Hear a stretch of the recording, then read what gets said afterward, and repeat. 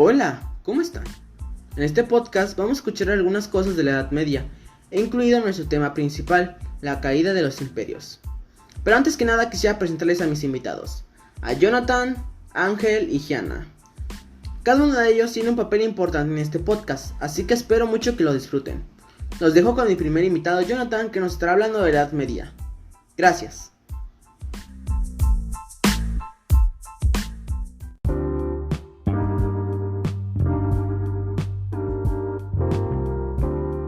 A continuación les hablaré sobre la Edad Media. ¿Qué es? La Edad Media o medievo es el periodo histórico de la civilización occidental, comprendido entre el siglo V y el siglo XV. Su inicio se sitúa en el año 470, el año de la caída del Imperio Romano de Occidente, y su final en 1492, año en el que Colón llegó a América.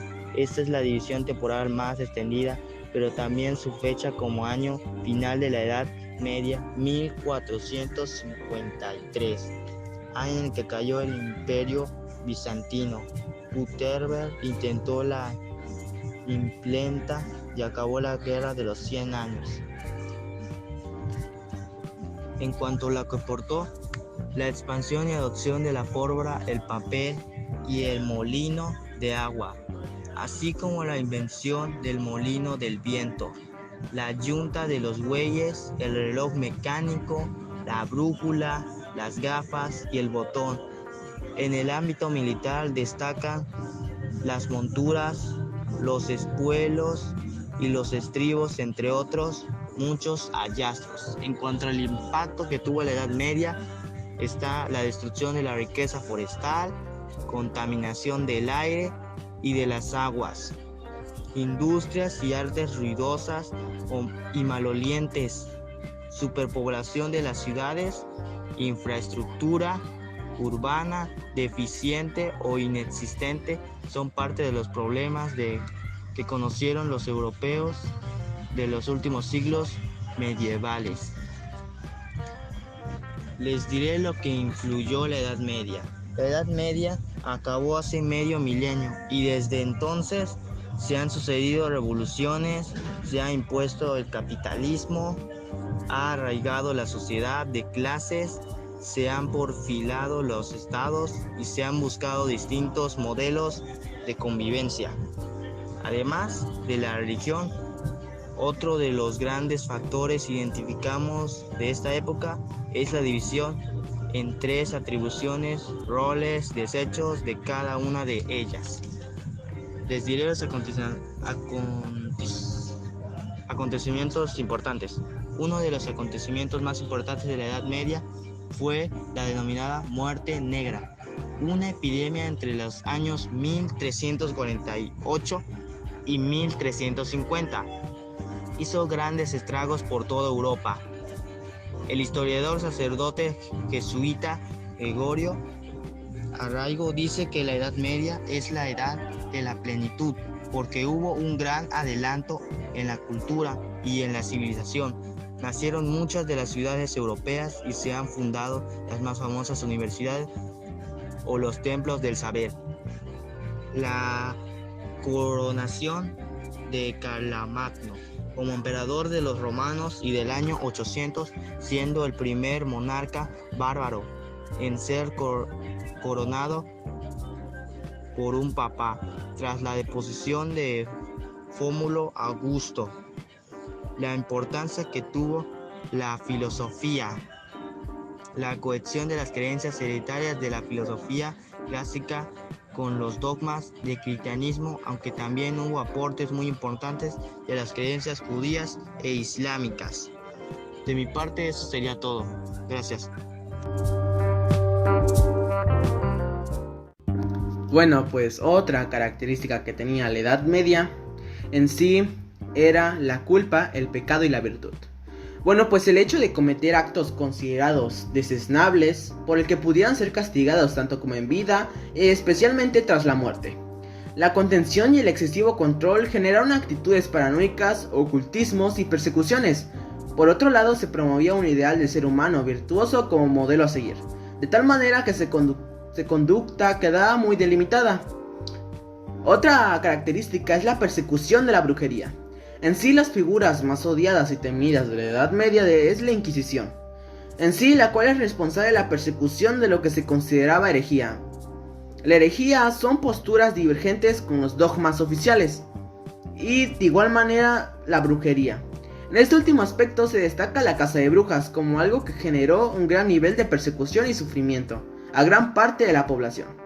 Una parte de los malestares, enfermedades y catástrofes se asociaban al uso de la magia y hechicería, culpabilizándose a menudo a sectores concretos de la población o a personas con características marginales. Asimismo, se empleó dicha persecución como herramienta política para eliminar adversarios y para mantener un férreo control de la población. La ciencia y escolástica. Bueno, en sí es cierto que en Europa medieval prevalecía la copia y la transcripción de las figuras clásicas de la antigüedad, siendo la investigación algo secundario y generalmente vinculado al estudio de la zoología, o bien a la espiritualidad. No deberían obviarse de adelantos científicos propios del mundo árabe, y posteriormente serían un poco introducidos. Un aspecto especialmente relevante es el movimiento conocido como escolástica, surgido en el siglo XIII. Esta corriente aunaba la teología con la filosofía clásica, con el propósito de coordinar la fe y la razón. Aunque en esta relación, pues la fe siempre estaba por encima. Lo cierto es que permitió el fenómeno del razonamiento y la reflexión, y de ella surgieron figuras relevantes de la filosofía como Santo Tomás de Aquino. Los dejo con la pirámide jerárquica.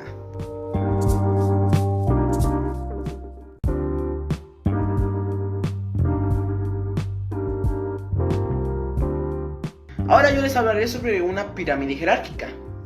Bueno, en sí, para que tengan una idea, una pirámide jerárquica es un triángulo que ordena los tipos de rangos que existían en aquel tiempo, o sea, en la Edad Media. Y voy a empezar desde abajo hacia arriba, ¿ok? Bueno, empecemos. Bueno, los siervos, que eran los que estaban muy abajo, eran esclavos, no tenían derechos ni tampoco obtenían ganancias. También se encontraban de este estrato los marginados y los mendigos. Básicamente estos eran unos esclavos que no recibían pago por hacer sus servicios, una dura vida en esos tiempos. El pueblo libre. Bueno, pues esto era un estrato social más bajo, junto a los siervos. No contaban con tantos privilegios y aparte debían pagar una parte de sus impuestos de ganancias del rey. La burguesía y el ejército. Bueno, pues esta era una clase social que, pues no contando con los mismos privilegios que sus antecesores, sí tenían un estatus más privilegiado. Asimismo, se encontraban en este mismo estatus los caballeros encargados de ir a la batalla. Por ello, el rey los reconocía como un estatus más privilegiado. En ocasiones, estos, por hazañas en el combate, obtenían el privilegio de ascender al estamiento social. Básicamente estos eran un tipo de rango el cual superaba al pueblo libre y a los siervos. También estaba el bajo clero y la baja nobleza. Bueno, pues estos eran los caballeros ilustres que acompañaban al rey, así como personas de confianza de los gobernadores y que contaban con los privilegios debido a su estatus. También aquellos encargados de la iglesia, más modelos como párrocos, etc. El alto clero y la alta nobleza. Bueno, junto a los reyes tenían el poder y controlaban a la población mediante la religión. Se conformaban por obispos y altos cargos de la iglesia, así como generales y altos cargos del ejército, así como asesores del rey. Y al final, la punta del iceberg, el rey, pues él tenía todo el poder junto al clero. El clero básicamente lo que hacía era dirigir la iglesia, pero aquí el punto es el rey. El rey manejaba a todos, el rey estaba arriba de todos. Siempre el rey estaba más arriba incluso de la nobleza. Pues esta fue la pirámide jerárquica de la Edad Media.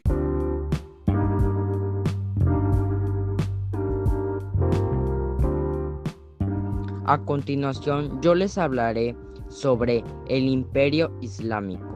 El Imperio Islámico es la denominación que suele darse a las conquistas militares o a las reformas de comercio de la civilización árabe musulmana. El Imperio Islámico surgió en el siglo VII después de Cristo. El profeta Mohammed fundó en Arabia una nueva religión que cambiaría de manera decisiva el curso de la historia mundial. El desarrollo del Imperio Islámico fue durante sus primeras décadas de Islam.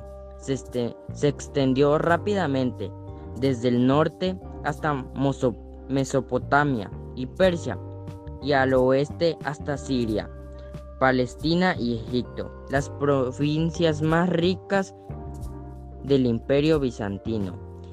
El origen de Islam proviene del árabe Islam, que significa paz y sumisión al Dios Alá. Las personas que practican Islam se denomina como musulmán, que significa sometido a Alá. El que conquistó el Imperio Islámico fue durante las conquistas musulmanas de Siria y Palestina, que también fue la de la conquista musulmana de Persia, conquistas musulmanas transoceana, conquistas musulmanas en el subcontinente indio. Los países que fueron favoreciendo durante el Imperio Islámico fue Egipto, Sudán, Yemen, Omán, Jordania, Líbano, Siria, Qatar, Djibouti, Irak, Arabia Saudí y Somalia, Comoros. Una de las religiones durante el Imperio Islámico fue la religión monoteísta, practicada por los musulmanes. Su Dios es Alá, su profeta Mohammed, y el Corán es su libro sagrado. Los seguidores de esta religión practican durante un mes al año, que consiste en un ayuno durante 3 días. También una de las economías durante todo el término Imperio Islámico fue la conclusión del comercio, la agricultura, la manufactura y la artesanía, que también fueron las principales actividades económicas durante el periodo islámico. Estas fuentes de ingreso permitieron el desarrollo de una clase media y la creación de una cultura rica y diversa. Las políticas eran como una unidad política islámica. La umma o comunidad es la unidad política básica en Islam. Su misión principal es de carácter religioso, la propagación del mensaje divino. También les diré sobre la caída del Imperio Islámico. En el sistema otomano, que había reemplazado a los grandes califatos árabes, fue destruido a finales del siglo XIX y al principios del siglo XX, debido a la resistencia ofrecidas en los territorios eslavos del imperio y a continuación por la coalición contra Europa moderna e industrializada en la Primera Guerra Mundial. El aporte durante el Imperio Islámico fue que los árabes no legaron grandes descubrimientos en la química, ni en la astronomía, la ingeniería, las matemáticas y la medicina, entre otras. Gracias.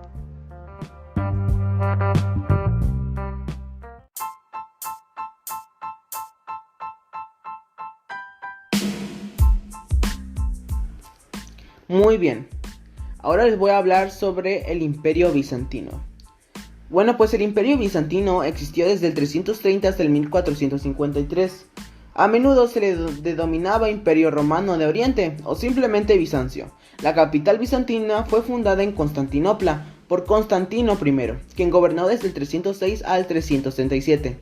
El Imperio Bizantino tuvo distintos tamaños a lo largo de los siglos, e incluso un momento poseyó territorios de Italia, Grecia, los Balcanes, Levante, Asia Menor y el norte de África. Bizancio fue un estado cristiano con el griego como lengua oficial. y los bizantinos desarrollaron su propio sistema político de prácticas religiosas, arte y arquitectura. Estos aspectos estuvieron muy influenciados por la tradición cultural grecorromana, aunque fueron distintos y no una simple continuación de la antigua Roma. El Imperio Bizantino fue la potencia medieval más longeva y su influencia hoy en día, especialmente en la religión, el arte, la arquitectura y las leyes de muchos estados occidentales de Europa, central y oriental de Rusia. Bueno, pasemos con el por qué cayó. Pues la mayoría de los historiadores concuerdan en que el mayo de 1453, cuando el sultán otomano Mehmed II conquistó Constantinopla. Bueno, en sí Constantinopla es que pues los bizantinos se remontaban a la decisión del emperador romano Constantino I. Y bueno, pues el 11 de mayo de 330 el nombre popular de Constantinopla o ciudad Constantino pronto sustituyó por elección oficial del propio emperador de Nueva Roma.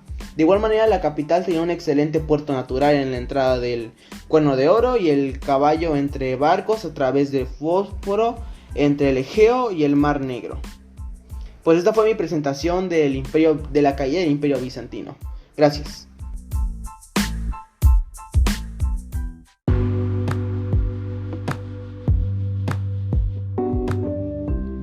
¿Qué fue el Imperio Carolingio? El Imperio Carolingio fue un estado de la temprana Edad Media, fundado por el rey de los francos Carlomagno, que lo gobernó entre el 768 y el 814. Los cimientos de este imperio fueron puestos por su padre, Pipino el Breve, que en el 751 derrocó al último rey de la dinastía franca de los merovingios. El nuevo monarca fue coronado por el Papa Esteban II, quien le otorgó el derecho a la sucesión hereditaria. Luego de la muerte de Pipino, en el 768, el Papa brindó su apoyo a su hijo, Carlos, que pasó a la historia con el nombre de Carlomagno, que significa Carlos el Grande.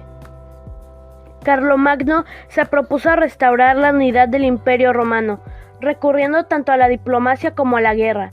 Logró ocupar los territorios de lobardos, bárbaros, avaros y sajones.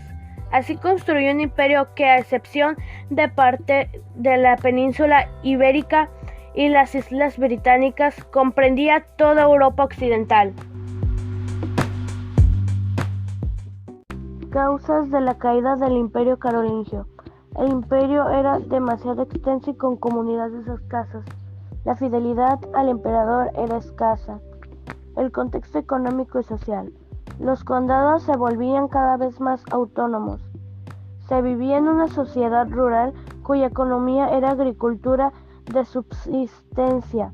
Las ciudades estaban desplomadas y reducidas a su mínima extensión y el comercio había prácticamente desaparecido. Carlos Martel, quien tuvo el avance de los árabes en la batalla de Poitiers, Francia 732, y su hijo Pipino el Breve, que destronó al último de los reyes merovingios el año 751.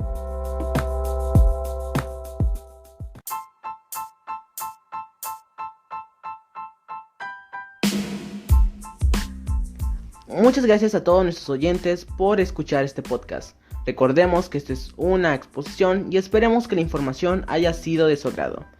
Antes que nada quisiera despedir a mis invitados del día de hoy por haber hecho un gran esfuerzo. Y me despido yo, su presentador Nato. Nos vemos en el próximo podcast. Hasta la próxima.